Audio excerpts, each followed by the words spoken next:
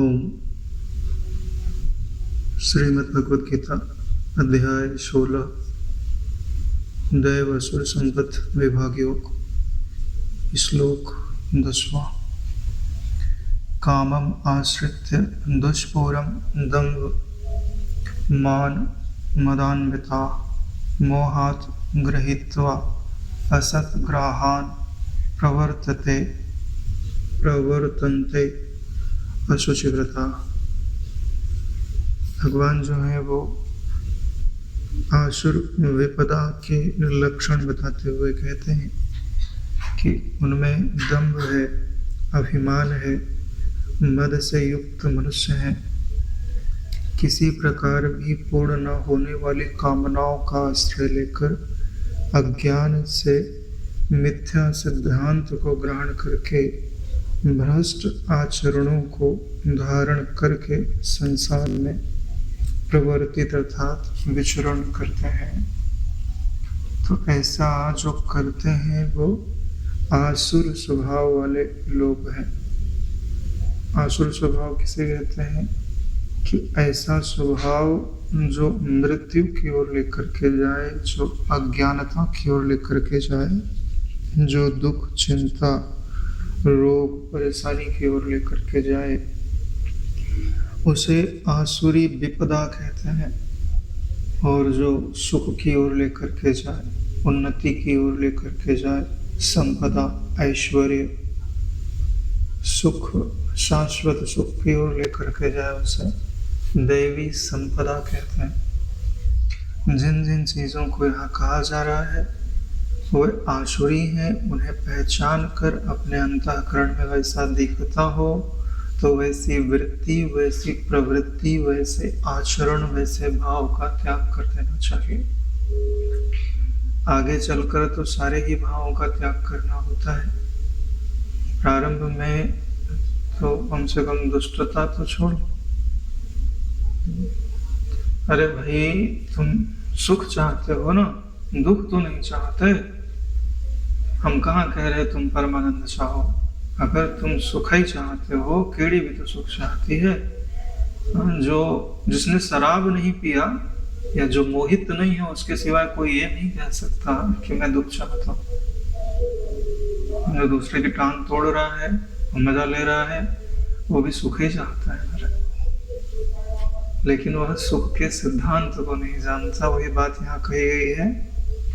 असत ग्रहण यानी मिथ्या सिद्धांत को ग्रहण कर लिया है। मिथ्या सिद्धांत क्या है कि सूर्य की रश्मियों में जो कल्पित जल है उससे मेरी प्यास बुझ जाएगी। इसी को बोलते हैं असत ग्रहण, मिथ्या सिद्धांत। आकाश में जो नीलिमा है वहां से मैं नीला रंग लाऊंगा और अपने रंग लूंगा, कपड़े को रंग लूंगा। ये जो पानी के ऊपर लहर आ रही है, इस पर मैं विराजमान होकर के लहर दौड़ेगी तो उसके साथ ही समंदर पार कर जाऊंगा। इसको असत ग्रहण कहते हैं। भाई कितनी बार हमने देख लिया कि भाई स्वादिष्ट भोजन मिलने पर उस समय खाते हैं तो थोड़ा ठीक लगता है, बाद में तो फिर से उसकी इच्छा होती है।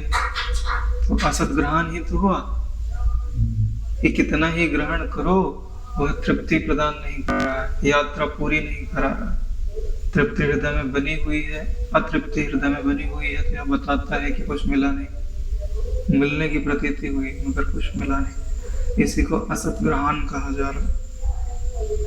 बोले एक तो असत को ग्रहण कर रहा है, ऊपर से अशुचि व्रता प्रवर्तन है। अशुद्ध आचरण में, मलिन आचरण में, जो बाहर का आचरण भी पवित्र करता है और हृदय भी पवित्र कर देता है। उसको अशुचि व्रता, अशुचि आचरणा, अशुचि भावा, अशुचि वृत्ति, सब कुछ कह सकते हैं। और क्या कहा है? दंभ मान मदान्विता। उसमें दंभ है, मान यानी अभिमान है, अन्विता यानी इनसे उसका हृदय का कण कण भरा हुआ। दंभ तो जानते ही है कि जो गुण उसमें नहीं है उस गुणों का अभिमान करे तो दंभ। अभिमान को तो पता ही है। मद मतलब जो प्राप्त होता है, ठीक है, उसका नशा छाना। जैसे बल होता है ना, बल, शरीर में बहुत बल हो जाता है तो बल का मद तो हो ही जाता है, ठीक है। वो चलेगा तो ऐसे चौड़े सीने करके, और कोई आजू बाजू में चलेगा तो वो हटेगा नहीं, ठीक है। दूसरा टकराएगा तो टकरा के वो गिरेगा, अपन थोड़ी ना गिरेंगे, अपन तो बलवान है। तो इसको मद बोलते हैं कि ऐसा आचरण करना है कि भाई दूसरे दुखी हो, अपन तो बल के कारण घमंड में है, हम अपना रास्ता नहीं बदलेंगे, हम नहीं झुकेंगे, हम नहीं बदलेंगे। जिसको रास्ता बदलना है वो बदल रहा है। जैसे हाथी मद में चलता है कि दूसरे रास्ता बदलते हैं, वो रास्ता नहीं बदलता, उसको मद बोलते हैं। मद का उल्टा क्या होता है? दम, मद, दम, यानी मद जो है वो बल पर आधारित है। जिसके पास दम नहीं है वो कभी मद कर भी नहीं सकता। जिसके पास बल नहीं है ना, वो मद तो कभी नहीं कर सकता। मद के मूल में बल की प्रधानता होती है। हाँ, कभी कभी आदमी नशा कर लेता है तो चिमरखी जैसा रहता है और बोलता है मेरे से बलवान कोई नहीं है, और तो एक आध थप्पड़ मार देगा तो धूल चाट लेगा। तो उस मत की बात नहीं कर रहे, वो तो ऐसे ही आ गया।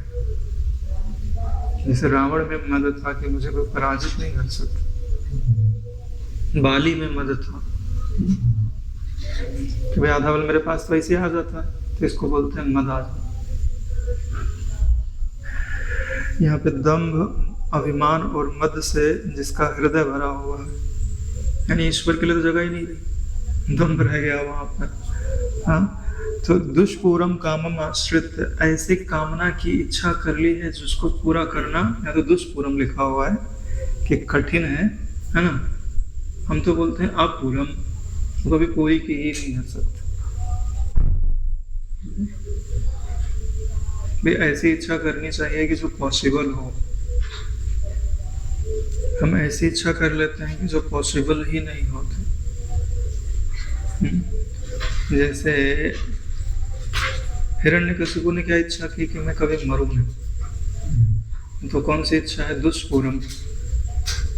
तो मरना तो पड़ा ही, तो ऐसी इच्छा करने का क्या फायदा? अगर यह मांगता कि मुझे शाश्वत आनंद की प्राप्ति हो जाए तो प्राप्त हो सकता था, क्योंकि आनंद अपना स्वभाव है, वो शाश्वत ही है। मुझे शाश्वत ऐश्वर्य की प्राप्ति हो तो प्राप्त हो सकता था, लेकिन शाश्वत शरीर का जीवन बना रहे, भाई तू तो शाश्वत ही है, तू तो मरता ही नहीं है। वास्तविक शाश्वत जीवन मांगा होता तो मिल जाता। जिसका जीवन शाश्वत रह नहीं सकता उसका जीवन मांगा, शरीर बना रहे, तो वो तो संभव नहीं है। तो ऐसी ही कभी न पूर्ण होने वाली कामनाओं का आश्रय लेकर अज्ञान से, अब देखो उल्टा सिद्धांत मानता क्यों है? क्योंकि अज्ञान है, क्योंकि वो उस बात को जानता ही नहीं है। अगर जानता तो उल्टा काम तो नहीं करता। कोई जानबूझकर कांटे पर पाँव नहीं रखता, कोई जानबूझकर आग में नहीं कूदता, कोई जानबूझकर दुखों की खाई में थोड़ी कूदना चाहेगा। अगर जानबूझकर कूद रहा है इसका मतलब वो पागल है, क्योंकि गिरेगा तो चिल्लाएगा, दुखी होगा, परेशान होगा। यह श्लोक हमको यही चीज बता रहा है कि अज्ञान का आश्रय नहीं लेना चाहिए, मिथ्या सिद्धांत को ग्रहण नहीं करना चाहिए, और ऐसी इच्छाएं तो कभी नहीं करना चाहिए कि जिन्हें कभी पूरा ही नहीं किया जा सकता। और कौन सी वाली इच्छाएं हैं? असत ग्रहण के कारण उत्पन्न होने वाली इच्छाएं।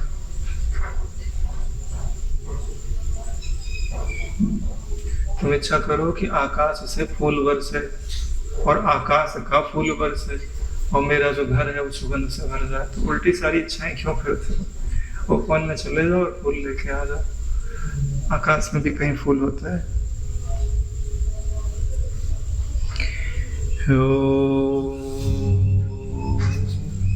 चिंताम अपरिमेयाम च प्रलयन्ताम उपाश्रिता काम उपभोग परमा एतावत् इति निश्चिता।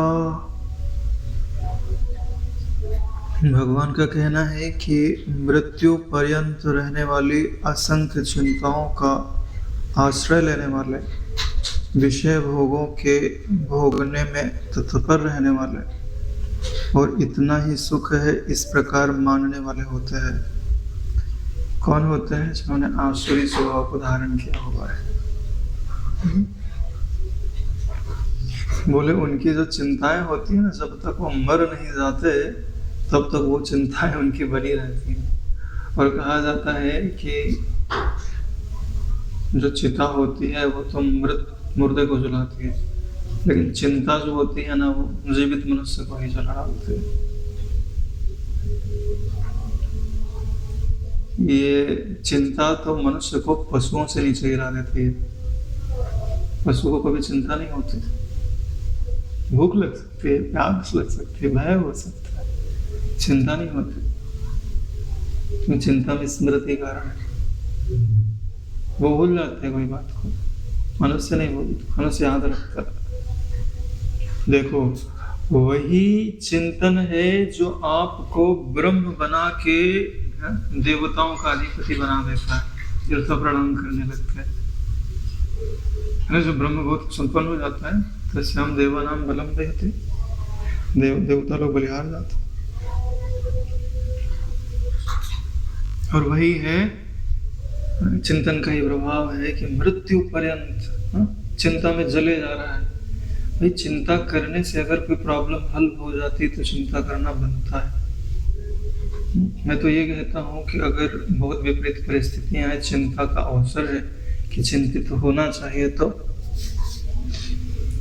चिंता करना छोड़ के उस प्रॉब्लम को हल करने की सामर्थ्य जिस ईश्वर में है, उसका कोई भी नाम पकड़ लो और उसको बार बार दोहराओ कि हे परमात्मा मैं तेरी शरण हूँ, हे परमात्मा मैं तेरी शरण हूँ। ऐसा तो कोई भी कर सकता है। कोई ना कोई नाम तो सबको ही पता होगा। तो भाई चिंता की अपेक्षा चिंता के हरने वाले का चिंतन, भाई काम तो वही कर रहा है। जहाँ चिंता करोगे वहां चिंता को जो हर सकते हैं, जो सर्व समर्थ है, कर तुम अन्यथा कर तुम समर्थ है, उनकी शरण क्यों न ले ली जाए। ये सारी दुनिया बना सकते हैं, सूरज उगा सकते हैं, हम बीज से पौधा बना सकते हैं, पानी बरसा सकते हैं, तो मेरी छोटी सी समस्या क्यों हल नहीं कर सकते। और भगवान ने तो कहा भी है कि जो अर्थार्थी है, अर्थ की दृष्टि से ही मेरा चिंतन करता, वो मेरी दृष्टि में भी श्रेष्ठ है। और ईश्वर ने तो कहा है कि जो मेरा अनन्य चिंतन करता है मैं उसका योगक्षेम भान करता हूँ। तो योगक्षेम वहन करता हूँ, देता नहीं हूँ, वहन करता हूँ। सोचो तुम अगर अनन्य चिंतन करने लग जाओ तो क्या तुम्हारी समस्या रहेगी? भाई भगवान के तो नाम का सवाल है। हाँ, अगर तुम ऐसा कर सके तो आपकी समस्या रह नहीं सकती ना रहे। बोले अगर ईश्वर सहायता ना करे तो भी नहीं रह सकती। क्यों? क्योंकि समस्या बाहर नहीं, तुम्हारे मन में है। जब तुम उसका चिंतन ही छोड़ दिया तुमने, तब तो तुमने उसकी जड़ काट दी। चिंतन ईश्वर का आ गया ना, तो अब दुखी तो तुम हो ही नहीं, बाहर चाहे जो हो रहा हो। भाई कोई भी चीज आपको दुख कैसे पहुंचाती है? आपके चिंतन पे आरूढ़ होकर। जो चीज आपके चिंतन पे आरूढ़ ही नहीं हुई, उसका आपके लिए अस्तित्व ही नहीं है। आपको कोई गाली दे रहा है और वो भगवान को याद कर रहा है, कोई डंडा मार रहा है और वो भगवान को याद कर रहा है, कोई टांग खींच रहा है और वो भगवान को याद कर रहा है, अगर भगवान परेशान हो जाएगा, बस परेशान हो जाएगा। मुझे नहीं बताते हैं, एक महात्मा थे, वो किनारे पे पौधे लगा रहे थे, नदी के किनारे पे। एक दुष्ट निकला, बोले मेरे रास्ते में तुम पौधे लगा रहे हो, डंडा उठाया मारने के लिए। उसका हाथ वहीं का वहीं रुक गया, हम नीचे ही नहीं जा रहे। महाराज ने श्राप थोड़ी नहीं दिया, वो तो अनन्य चिंतन में लगा। वो सत्ता है तो ख्याल रखती है, पल पल पे ख्याल रखती है हमारे। ये जो शब्द निकल रहे हैं उसी सत्ता की स्वीकृति है, तभी तो निकल रहा है। ये जो मेरी बुद्धि में अभी जो विचार आ रहा है, वहां से सोच के थोड़ी चला था कि ऐसे ऐसे अपन बोलेंगे, कुछ नहीं। वो अभी जो आ रहा है, मुख से निकल रहा, कोई प्लानिंग तो है नहीं कि ऐसा ऐसा स्क्रिप्ट लिख करके अपन बोले। तो उसकी मर्जी जो होती है वो बोला जाता है। हाँ, लेकिन उसमें प्रमाद नहीं किया जाता, जो चीज चाहिए वो चीज चाहिए, लेकिन निकलता तो उसी से है, वही है। खोजने पर मुझे तो नहीं कोई प्राप्त होता उसके सिवाय। आप अगर खोज सको तो निकालो, खोज के कोई मिल जाए तो। जैसे आप अपने भीतर खोजो, राजेश किसको बोलते हो? हाथ को, पाँव को, नाक को, कान को, हड्डी को, चमड़े को, मांस को, किसको बोलते हो? मन को, बुद्धि को, चित्त को, अहंकार को, किसको बोलते हो राजेश? आकृति तो बदल रही।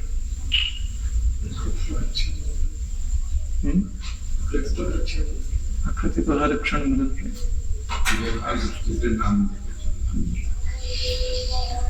हाँ, व्यवहार की दृष्टि की बात अलग है। अभी जो अपन बात कर रहे हैं वो तात्विक दृष्टि की बात कर रहे हैं। व्यवहार दृष्टि में तो शरीर का ही नाम राजेश रखा हुआ है। बफर जोन में जो शरीर है उसी का नाम राजेश रखा हुआ है। लेकिन विचार करो, विचार करने पर क्या प्राप्त होता है कि किसको राजेश बोलते हैं? नहीं मिलेगा ना, बोलूं तो नहीं मिलेगा। तो अब कोई बोल दे कि राजेश बहुत दुष्ट है, तो दुख किसको होता है? जो इसका अहंकार करता है उसी को दुख होता है, जबकि है ही नहीं।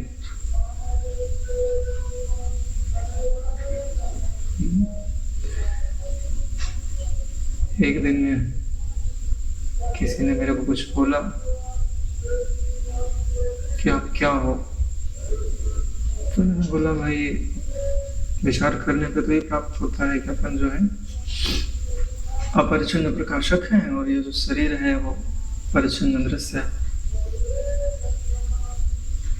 तो उन्होंने कहा कि केवल शाब्दिक ज्ञान अज्ञान ही है। क्या कहा? केवल शाब्दिक ज्ञान अज्ञान ही है। तो मैंने सोचा कि भाई मेरे को उत्तर दे देना चाहिए कि भाई जो यह शाब्दिक ज्ञान है कि अनुभव का ज्ञान है, इसके विषय में स्व प्रमाण होगा, पर तो प्रमाण होगा ही नहीं। या तो मुझे पता होना चाहिए कि शाब्दिक ज्ञान है कि अनुभवात्मक ज्ञान है। ये दूसरा कैसे कह सकता है? तो मैंने बोला नहीं, उत्तर देने की जरूरत ही नहीं है। क्यों? क्योंकि जो सर्वधि साक्षी भूतम है, जो सर्व का प्रकाशक है, यानी कि जो अनुभव है वह तो इसका प्रकाशक है, और वह तो बोल भी नहीं रहा, और जो बोल रहा है वो तो शाब्दिक ज्ञान ही बोलेगा। जो जाएगा वो तो शाब्दिक ज्ञान ही जाएगा ना। अब उसके हृदय में अगर अर्थ है तो यहाँ से शब्द जाके अर्थ वहां प्रकाशित हो जाएगा। लेकिन उसके हृदय में अगर अर्थ ही नहीं है तो हम लाख बोले वो शब्द ही रहेगा ना नारायण। इसका मतलब होता है कि शाब्दिक ज्ञान जो मानता है उसका ज्ञान शाब्दिक होता है। उसको जानेगा तो समझ जाएगा। यही कारण है कि जिनको अर्थ की अनुभूति होती है ना, उसको अनपढ़ बच्चा, छोटा सा बच्चा अगर कुछ पढ़ रहा है ना तो उसको ज्ञान को सुनकर समाधिस्थ हो जाता है, क्योंकि उसके हृदय में अर्थ है ना, शब्द नहीं है। जिसके हृदय में शब्द की प्रधानता है ना, वो दूसरे के अर्थपूर्ण, अर्थ से भीगे हुए शब्दों को भी वो केवल शब्द ही समझता है।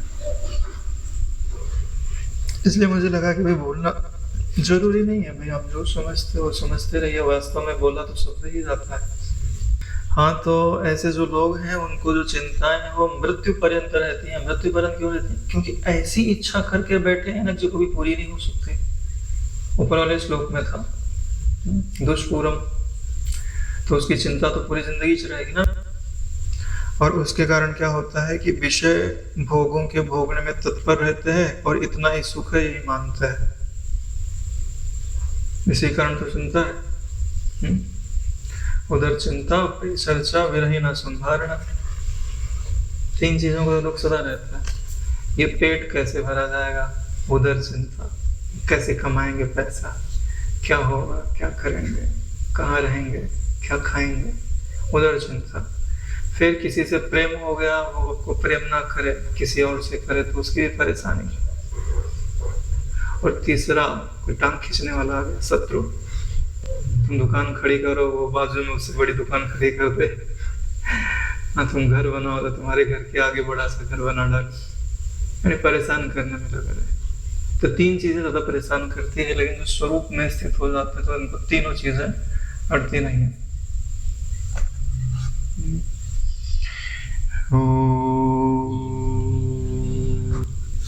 आशा पाश शतैवद्धे काम क्रोध परायणा ईहन्ते काम भोगार्थम अन्यायेन अर्थ संशया। भगवान एकदम कलयुग के हिसाब से बोल रहा है। ये चीजें आपको अभी के जीवन में बहुत प्रचुरता से देखने को मिल जाएगी। आशा की सैकड़ों फांसियों से बंधे हुए मनुष्य आशा पाश शतैः बद्धा।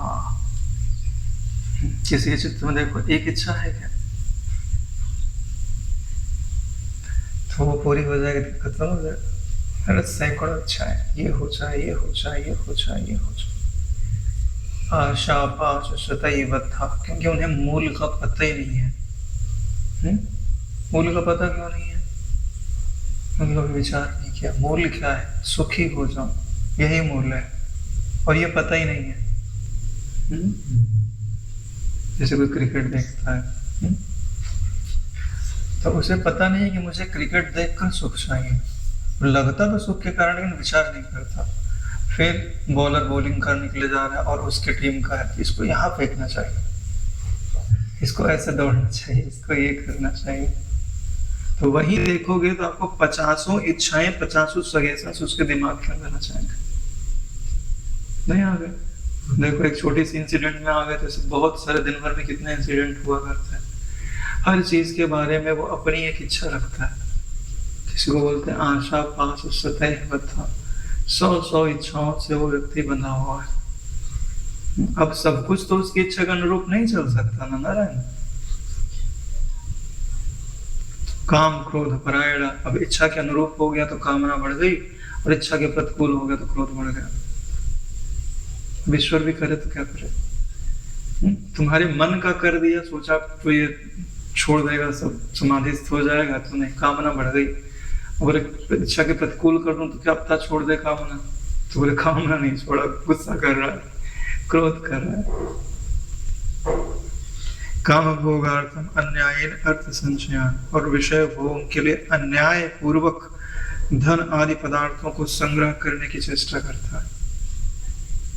अन्याय पूर्वक किसके लिए संग्रह करने की चेष्टा कर रहा है? विषय भोगों को भोगने की चेष्टा के लिए। काम भोगार्थम, दुर्योधन की तरह अन्याय के द्वारा ही तो धन कमा रहा। उसका राज्य नहीं है, दूसरे का राज्य है, छीन लिया उसको कपट करके। अगर राज्य नहीं छीनता तो भी तो खाने को मिलता।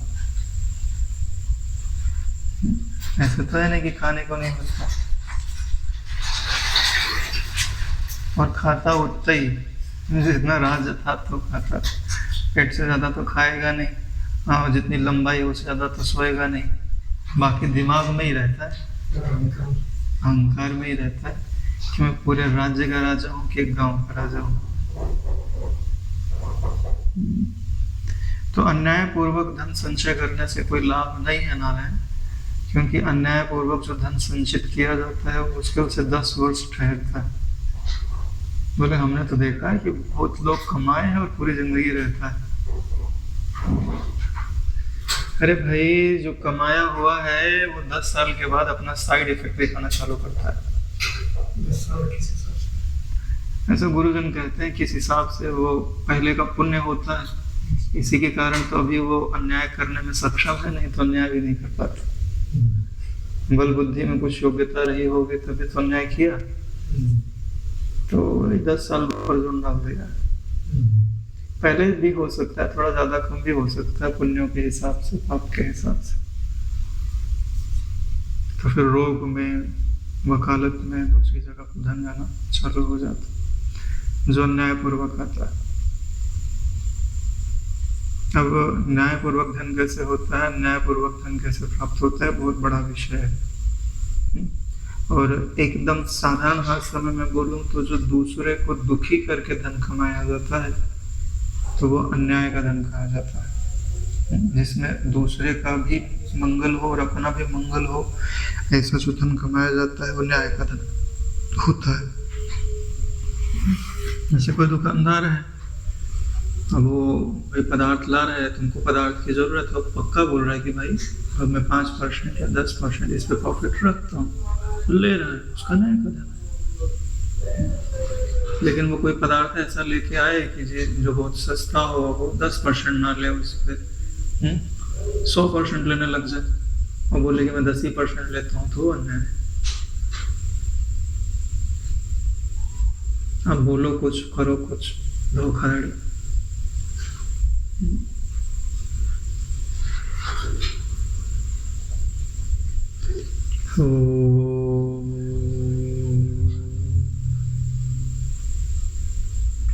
इदं अद्य मया लब्धम् इमं प्राप्यसे मनोरथम् इदं अस्ति इदं अपि मे भविष्यति पुनः धनम्। मैंने आज यह प्राप्त कर लिया और अब इस मनोरथ को प्राप्त करूंगा। मेरे पास यह इतना धन है, फिर भी यह हो जाएगा, यानी कि और मैं प्राप्त कर लूंगा, पूरा करूंगा कार्य। यह कार्य मैंने है किया, पूरा यही अभिमान है, अहंकार यही है खरा।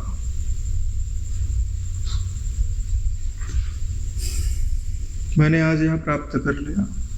ऐसा कब कहते हैं? जब आप विचार नहीं करते, आपको कुछ प्राप्त होता ही नहीं है।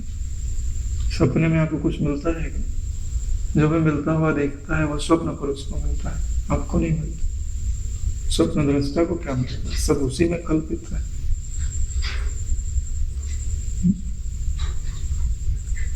अब इस मनोरथ को प्राप्त कर लूंगा, यानी कि एक इच्छा पूरी किया, फिर दूसरी, फिर तीसरी, फिर चौथी, के पीछे वो लगा रहता है।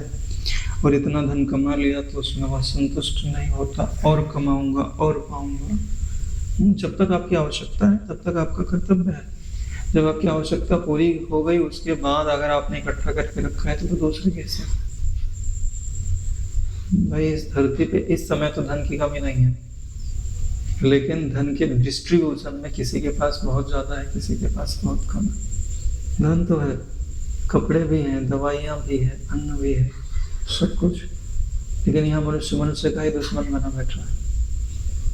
भाई धरती की कमी तो है ना, और पदार्थों की भी कमी नहीं है, सबके लिए घर बनाए जा सकते हैं, लेकिन किसी के पास तो 10-10 मकान है, किसी के पास एक भी नहीं।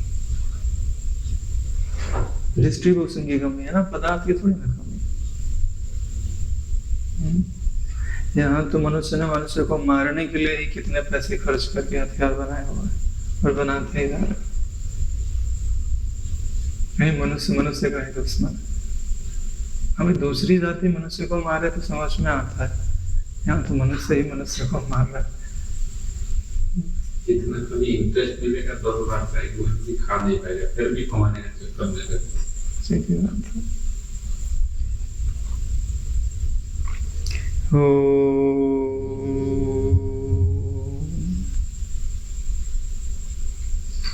असौ मया हतः शत्रुः हनिष्ये च अपरानपि ईश्वरः अहम् अहं भोगे सिद्धः अहं बलवान सुखे।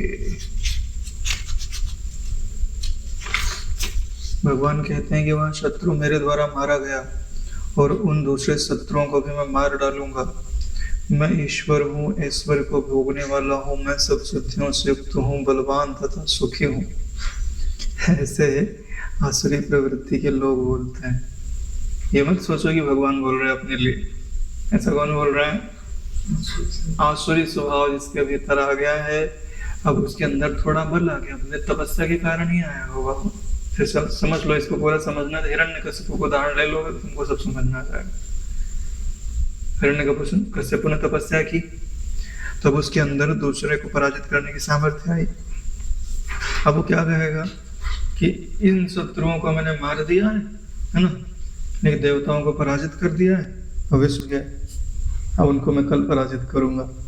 कहीं प्लानिंग में रहेगा उसके, कभी ना कभी तो पराजित करूंगा और मैं उनको भी मार डालूंगा, यानी कि मेरा कोई धरा पे शत्रु नहीं रहेगा। भैया तुम्हारा एक शत्रु तो सदा जीवित रहेगा। बोले कौन? बोले मृत्यु। रावण ने मृत्यु का बाण चुरा के अपने यहाँ रख लिया था।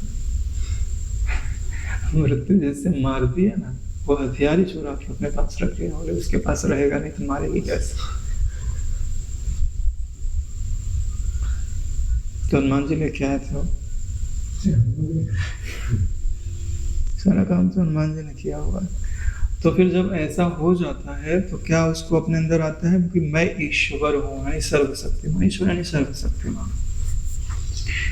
भोगी, देखो ईश्वर के साथ भोगी शब्द तो नहीं लग सकता, तो यहाँ भोगी यही बताता है कि आसुरी स्वभाव के कारण ही वो बात कही जा रही है। यानी सर्वशक्तिमान तो है, लेकिन अपनी सारी शक्ति को लगा किसमें रहा है? भोग में लगा। भोग मतलब समझते हो, मेरे भीतर सुख नहीं है ना, मैं सुख का भिखारी हूँ, ये कोई पदार्थ मुझे भिक्षा में सुख दे दे, ऐसा जो निश्चय है उसको भोग बोलते हैं। भोग में जो भा है वो आपको क्या बता रहा है? भिखारी बता रहा है।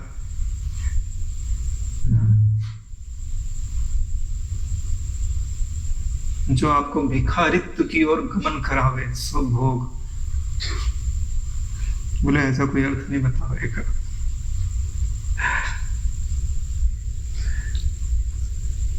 अहम सिद्धा बलवान सुखी, मैं सिद्ध हूँ, यानी कि जो भी चाहता हूँ मैं उसको पूरा कर लेता हूँ, मेरे भुजाओं में बल है और इस बल से मैं सुखी हो जाऊंगा। ठीक है ना? वैसे तो जिसका बल तुमको दिखाई दे रहा है उससे तुम्हारा कोई संबंध है नहीं, है ना? अंतःकरण से क्या समझ? अंतःकरण में किसी पदार्थ को सिद्ध करने की सामर्थ्य भी आ गई तो उससे सुखी अंतःकरण होगा, तुम नहीं होने।